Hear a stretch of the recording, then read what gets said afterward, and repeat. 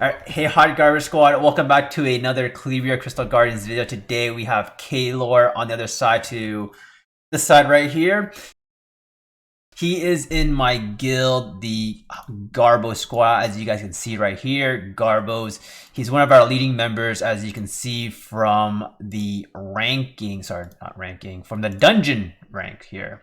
Number 2 under Kenneth, who's a super whale, super whale. Anyways, the point of this video is for us to showcase his super fast speed teams for C10. So his C10 team, that is the fastest team is 28 seconds to 35 seconds, which is this team. Oh crap! Wait, what's your team? It's not seen.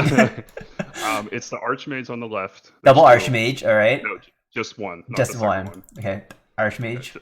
Just the first Archmage, Succubus, Shaman. Shaman. Yeah, fine. I don't want to succubus. I don't. Oh, this right here, succubus. Okay, succubus. Goblin Engineer. What is this unit? Goblin Engineer. This one right here and Lich. Okay, all of these units I don't even have, so I have no idea what this team does. But we'll talk about his super fast team that's not as consistent, and then his more safe team at the last half of the video, which is more 40 to 60 seconds, but a lot more consistent. So Killer, I'll let you take the reign now and kind of run me through what do these units do and what's the synergy. Should I run the dungeon? You can talk about it. You can run it. All right. Well, hopefully, we'll get lucky and we get a couple. So some W's here, right? Some W's here. It's obviously not the most consistent. So the rune quality isn't there to really make it consistent enough now. But the real strategy is just the AoE clear from Succubus and Lich, having Lich go first. The AI, unfortunately, on this stage, you can't target the mini boss, so it does we need kill that. your run. We need a QL, yeah. So this is like the Galleon right here, and this is like the Super Teshar right here, right? You're basically looking at the Galleon and your Teshar with the Lich. Right here. Gives you that AoE clear, and then your single target damages come from both the Archmage and then the Goblin Engineer, the little net 3 that most people right here haven't really figured out yet. Yeah, he has like a giant nuke, right? He has a giant nuke. It's actually 18% of the boss max HP. Which I've actually seen it crit for about 180,000. 180,000 right here. Do I see it right here? I'm hoping 130 right here. 130. 130. And then this one's a W. The main concept right there is the Shaman Curse. If the curse goes on the boss, it kind of absorbs damage and doubles it. So if you put it on the boss early, the boss technically has 50% effective HP. All right, so it's the Voodoo Curse right here, right? Yes. All right, so we'll run another dungeon and then we'll show the runes afterwards. So Kilo can just kind of finish explaining here. So right here we have, so what's the turn order here? The Succubus and then the Lich, or the Shaman goes first? Yeah, you want the Shaman to go first. The Shaman you want as fast as can be, just so he gets the curse up the turn cycle. Okay. Succubus obviously second for the AoE defense break and the buff. And then Lich is going to go next for the AoE because in theory, he'll clear the first wave right away. Archmage and Goblin won't even go till this wave. Yes. And again, in theory, they will kill the mini boss right away with their skill 2 and 3. I see that we're almost dead here because the AI didn't target the middle boss. Yes, right? Unfortunately, this does happen, but this is a pure YOLO comp. If it wasn't pure YOLO, I would actually have Lich set up for his single target skill 2. Oh, and yeah, he's gone. He's gone, so this is where we fail. We just saw what can happen. Without Lich, he won't revive the team. And without Shaman's Curse, we don't get that big bomb on the boss. Basically, we're lacking skill ups. This game is new, so we sure as heck don't have any skill ups. We have a lot of toys that we want to play with, but we can't use them to their full potential right now. That's the problem. There's a lot of toys I'd like to play with, and unfortunately, I was one of those people that skilled up Necromancer immediately. This champion looks like we're going to need him. We've used him, we're going to need him. And I wasted a lot of skill cats on him. I didn't expect Archmage to be nearly this strong. Yeah, a lot of people had opinions that Archmage is kind of garbage, but it looks like Archmage actually makes this work, and I see you built 2 as well. Yes, I built 2. This one is Sanctified. I think what makes him so strong that we underlooked was his skill 3. Combined with his super high base attack. This is risky. This is so risky. This comp is extremely risky. We have the curse though, right? The curse is up, so we might still win if we get any kind of proc or if we get a revive from the Lich. There we go. So the Lich passive, if he dies first, he will res anybody Wow. who dies with immunity. So they're going to get hit again here and res. This is so broken. What the heck? And you just if you use it in arena, it's actually insane to watch because we still we're still gonna lose there. Yeah. Again, so this is very AI heavy. Then it's very AI heavy. It's fun to watch. I mean, yeah, we're losing crystals and we're not being very efficient. All the efficient players are crying right now watching. Yes. I'm a very efficient, friendly player. So trust me, making this team hurt a lot inside. Yeah, this is straight up to showcase endgame content for Calibria. Even though it's been for like 2 months almost now, there is endgame content and you can speed clear this. But right now, even in Summoner's War, people test it to the max, right? And this is just currently what you're doing. What can you do to the max? And I'm trying to test new units. I've been testing a lot of different Nat 3s and Nat 4s and a couple different LD units. I know one unit a few people have been asking about, LD3, called Ripper. Yeah, I have him. I did 6-star him and build him. Yeah, and I'll leave the testing to try more, but unfortunately, it doesn't feel very strong. That was almost a fast one. Yeah, I've hit 28 seconds multiple times. Yeah, I've hit it 3 times, so I know it can't hit that same number again. But there is a clip on my channel. If people go to the channel, I think it's the 32 second. Yeah, I posted that in a few channels. I'll link that in the description as well. But just cap out kind of this team, his non-safe team. This is the team here. I'll show the runes, and then we'll be back with kind of the more stable version. That's kind of 40 to 60 seconds, right? Yes. So I see that your archery is on Berserk. I think is everything on Berserk? Pretty much every unit is on Berserk. Unfortunately, for a lot of people that aren't aware, the rune packs in this game are very strong. Oh yes. I don't advocate buying them, but if you buy them, you don't get flat on 246. That is crazy. That's the biggest thing, right? That's what makes it a little strong right now. The fact that you're not going to get flat in 246 and just instant 6-star runes early are just really strong. Even without speed, those extra turns and 30% on each unit can be really strong. 100%. And like I'm surprised, like all yours are plus 15 here, and it costs like a boatload to do that. Anyways, we'll be back with the other half of this video with his safe team. And we're back with K-Lord's safe team, but make sure you guys follow him on Twitch. You guys see me flashing it, twitch.tv/KLordQT. Make sure you follow him. You have a skin of Medusa here. So while I show you the runes, why don't you talk to me about what you found about the skin? Okay, so the skins in this game, they do give a small amount of stats. You can get the skin tickets from World Boss, but the game just came out, so clearly I did not get them from World Boss. They offer a skin ticket pack in the shop. Disclaimer to anybody that buys it, make sure you're aware the skin pack does not include enough tickets for all the premium skins. Medusa is a premium skin. I found that out after buying the pack. I was committed and had to buy a second pack to get the skin.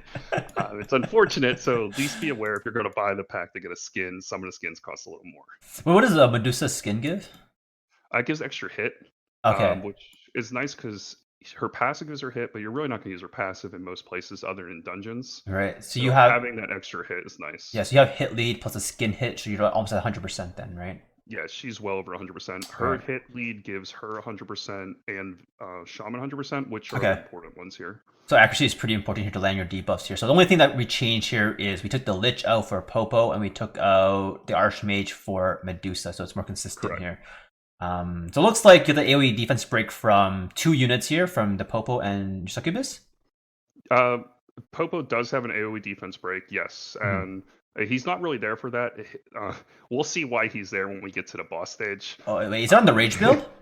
No, he is not on the Rage build. Oh, okay. I have him on the build for extra dots. Extra dots, Yeah, the concept of this team is not really to go fast, but just to get to the boss, get some damage out, and Popo essentially souls the boss from half health if everything goes right.